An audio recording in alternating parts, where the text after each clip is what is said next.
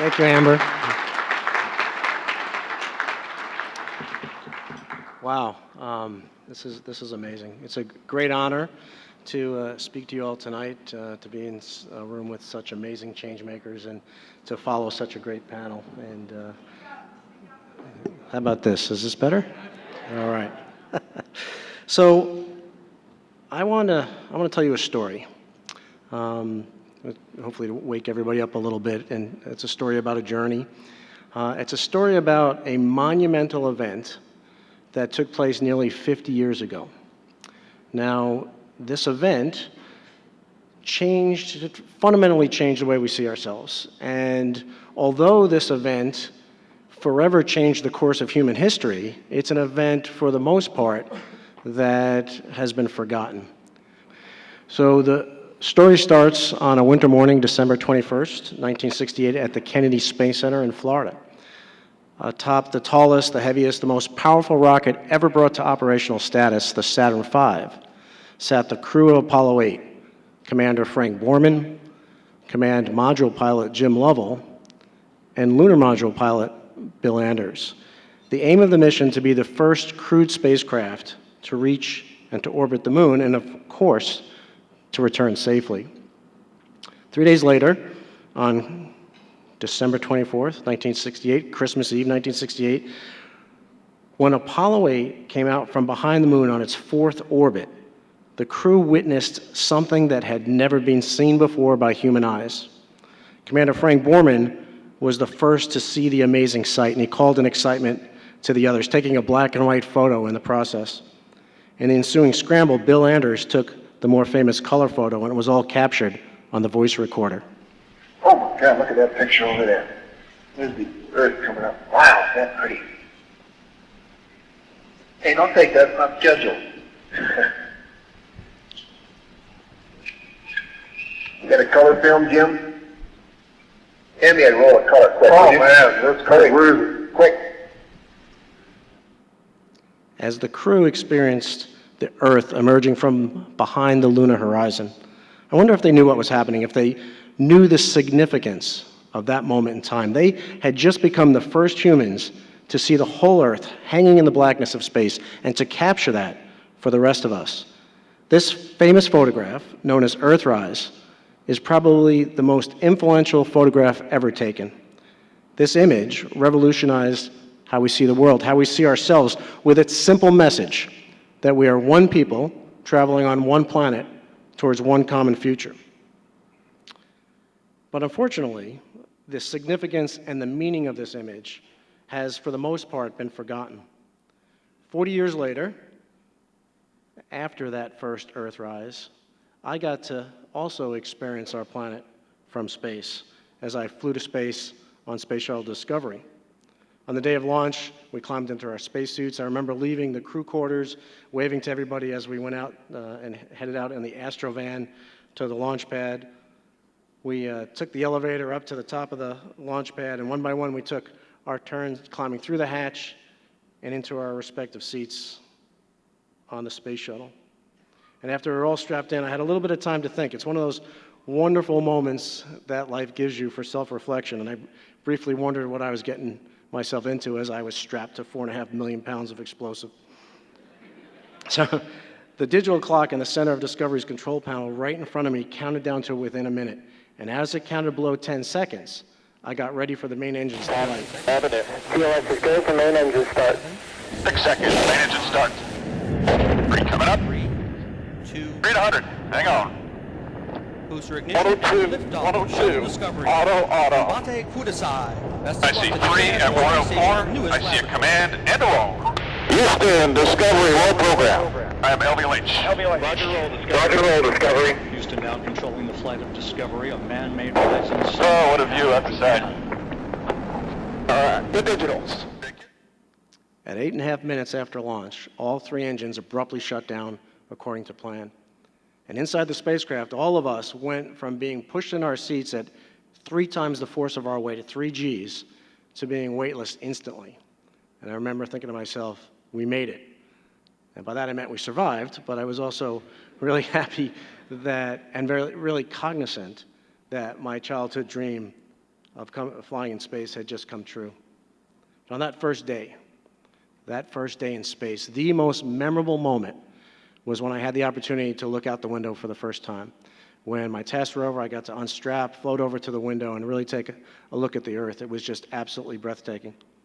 And I remember the first thing that hit me was just how unbelievably thin our atmosphere is. And I was hit in that moment with the realization, the sobering realization, that paper-thin layer protects every living thing on the planet, keeps every living thing on Earth alive.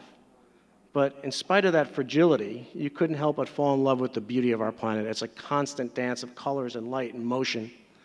And what's really amazing and beautiful is watching thunderstorms casting long shadows on the horizon and watching the clouds turn from pink to red to gray and to finally black.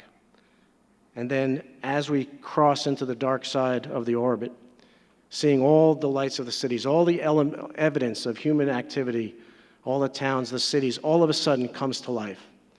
And it really gives you the sense that we live on this living, breathing organism.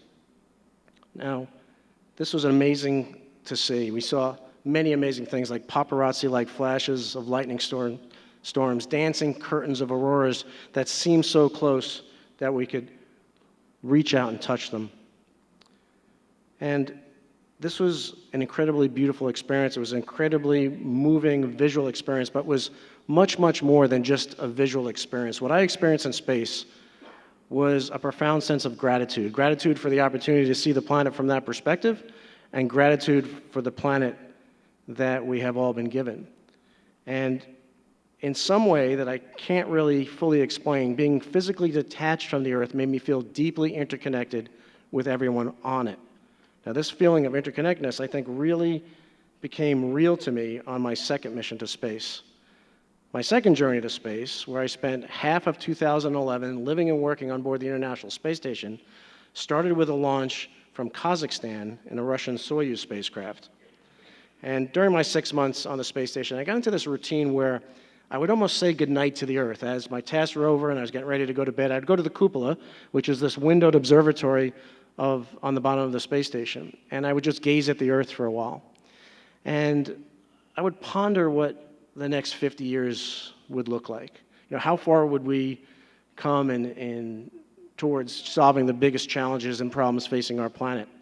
And I would routinely be hit in the gut with the sobering contradiction between the beauty of our planet on one hand and the unfortunate realities of life on our planet on the other hand.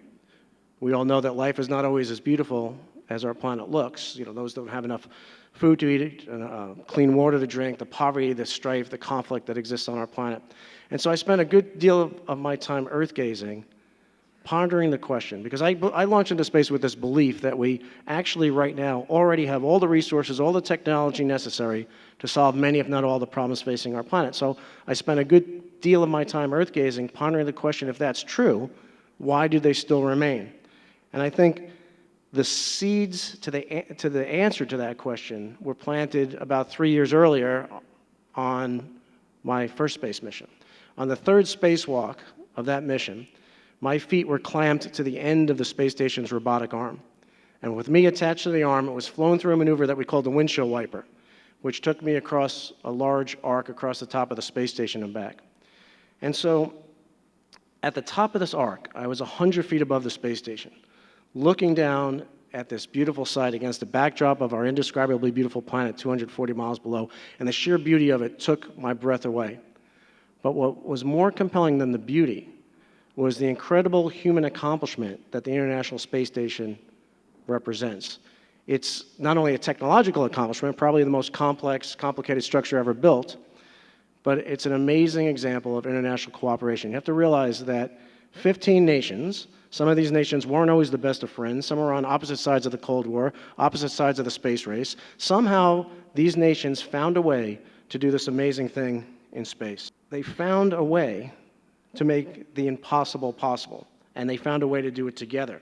And as I hung up there looking at the space station, I wondered what the world would look like if we could overcome our cultural barriers to collaboration. How many fewer problems would we all face if we could figure out how have that same level of cooperation on the Earth's surface. Now, I was born in the year that Yuri Gagarin became the first human in space, at the height of the Cold War.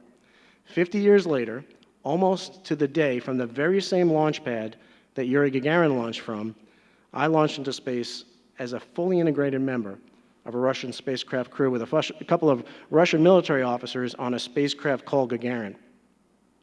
And as we stood at the base of that rocket that would take us to space for 6 months on a cold April evening at a previously top-secret Soviet military installation, I saw this American flag and Russian flag next to each other. That image was burned into me. You have to realize that for the first 15 years of my adult life, I trained to fight the Russians, America's most threatening enemy at the time.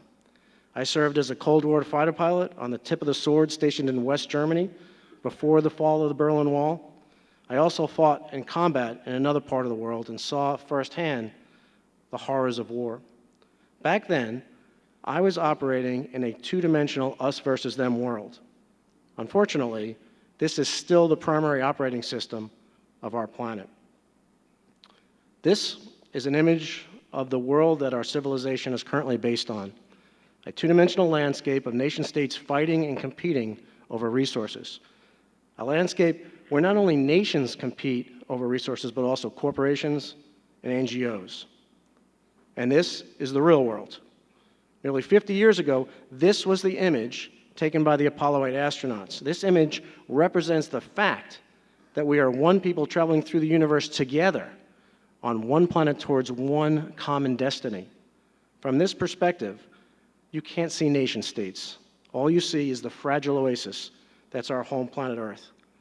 So let's look back at this two-dimensional image. This is something that we have created, not based on reality.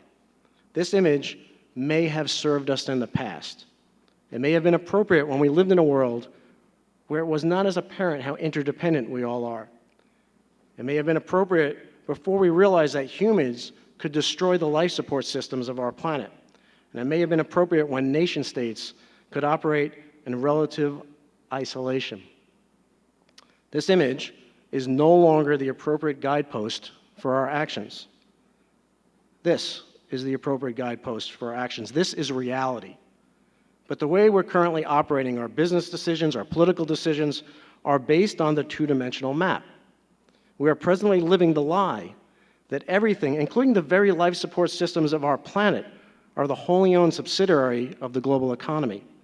But it's precisely the other way around. In order for humanity to progress and to prosper, we must deal with the very real problems and challenges that are facing us in the context of the real world. We need to create and build a future that is based upon the image of Earthrise. The image of Earthrise embodies three key pillars: interdependence, long-term thinking, and profound collaboration, all wrapped in the blanket of empathy and compassion. We cannot continue as a species with a two-dimensional map as our model. Humanity is at a critical point in history, a point like never before. We are a critical fork in the road. Before us are two paths. One is to continue on the two-dimensional us versus them path that we're presently on, to continue living under the lie that nation-states can pursue their own self-interest independent of the rest of the world, to continue with the false idea of separation, to continue to deny and ignore our common origin and our shared future, to continue on a path of profit maximization and economic growth at all costs, to continue on a path of increasing nationalism, tribalism, and violent conflict, which all will ultimately lead to despair and destruction. The other path is founded on the principles of Earthrise, which will lead to a positive restorative future, a future where 10 billion humans can live within the Earth's planetary limits in peace and harmony, a future we would all want to be a part of. Next year, it will be the 50th anniversary of Earthrise. We are bringing together a group of international astronauts from all around the world who have seen the Earth from the orbital perspective. We are bringing them together to form the core of an international coalition called Constellation to reimagine the next 50 years, a coalition that you are all invited to join, a coalition that embraces the fact that all of us are in space already. Each and every one of us is riding through the universe together on this spaceship that we call Earth. Now, Constellation is framing this story as a 100-year journey through space, A journey that began on December 24th, 1968, that first moment where we as a human species saw the whole planet hanging in the blackness of space. And we're taking that journey to 2068, the 100-year anniversary of Earthrise. We're asking people to help us co-imagine what the world should look like in 2068. Not necessarily what technology will we have, but what principles do we as a society want to be living under in 50 years? What's the basic operating system of our planet in 2068? And what's the roadmap to get to this positive visionary future? One of the steps on the roadmap will be the accomplishment of the Sustainable Development Goals by 2030. The accomplishment of the SDGs is not a vision of the future. They're the chores. They're the homework assignment, if you will, to get us to the prize of the visionary future based on the truths declared by Earthrise. We want you to help us share what Earthrise 2068 could and should look like, to help us identify and accelerate those moonshot efforts that are propelling us toward this visionary positive future. Next September, we're going to bring the message of a possible Earthrise future to world leaders gathered at the UN General Assembly. A possible future based on the 3 pillars of Constellation, the 3 pillars of Earthrise: interdependence, long-term thinking, and profound collaboration. We are also taking this message to people and organizations all around the world. And with all of this, we need your help. Business enterprise, impact investing, creative financial vehicles are the missing links to financially sustainable real solutions. The very topics that you will discuss over the next few days are the rocket fuel to power real, positive, disruptive change. Change that doesn't slap Band-Aids on issues, but makes massive course corrections to the very trajectory of our society. Now, I want to give you a challenge. The challenge is, in seeking efforts to fund, I ask you to look for solutions that embody the 3 key values of Earthrise: interdependence, long-term thinking, and profound collaboration. Interdependence, when boiled down, is the understanding that what happens on one side of the planet affects everywhere else. Long-term thinking moves away from a time horizon that only considers the next shareholder report or election cycle and starts to think multi-generational. And one of the key requirements enabling profound collaboration is openness and transparency and the willingness to share data. With all of these principles in place, we can propel real solutions that scale to solve massive challenges and help us lead towards a visionary future in 2068. We have the capacity for so much when we work together. So let's come together and create a visionary future that we can all believe in. By being here, you have all stepped up to be agents of change. You already embody this new system. During the next few days, we'll continue our discussion about the 17 UN Sustainable Development Goals. I am an ambassador not only for Constellation's vision, but to be an advocate for Goal 17, partnerships, or what I like to say, profound collaboration. My objective is to highlight the fact that we will not be able to achieve goals 1 through 16 if we can't get goal 17 right, if we don't learn how to work together. So our opportunity over the next days is to get to work together. Now, I'm not here because I'm an expert in impact investing. I'm here because you are. I want to invite you to share your perspective, to share your vision for flipping this two-dimensional system on its head, to share your vision of the financial and economic landscape of 2068. So to basically tell you another story, I want to tell you a story of the end of my last mission in 2011. When it was time to return, my 2 Russian crewmates and I put our spacesuits on, we climbed into our Soyuz spacecraft, we closed the hatch, we undocked from the space station, and we did a couple of laps around the planet. And as we crossed the south tip of South America, we fishtailed our spacecraft around to point our engines backwards, and I saw this beautiful crescent moon go by my window. We had this fiery, violent ride through the atmosphere at 5 miles a second. Our parachutes opened. They threw us all over the place. Eventually, we smacked into the ground. We bounced, we rolled, we flipped over. And now the capsule ended up on its side. And now my window was facing down at the ground. And out of my window, I saw a rock, a flower, and a blade of grass. And I remember thinking to myself, I'm home. And what was really interesting about that thought is I was home, but I was in Kazakhstan. And so to me, at that moment, my home wasn't just Houston, where I lived with my family at the time, and it's also the home of the Houston Astros. Anybody know the score? My home was Earth. And our definition of that word home has profound implications for how we solve problems, how we treat each other, how we treat our planet. And so I just want to close by saying it's such a great honor to be in a room of such amazing change makers. You have so much potential. You have the answer. You have the fuel for the real change that we need to make. And as a fellow crewmate on Spaceship Earth, I want to thank you for all that you're doing and all that you will do to help make life on our planet as beautiful as our planet looks from space. So together, let's nudge the trajectory of our society toward a more beautiful future for all. And with that, I thank you.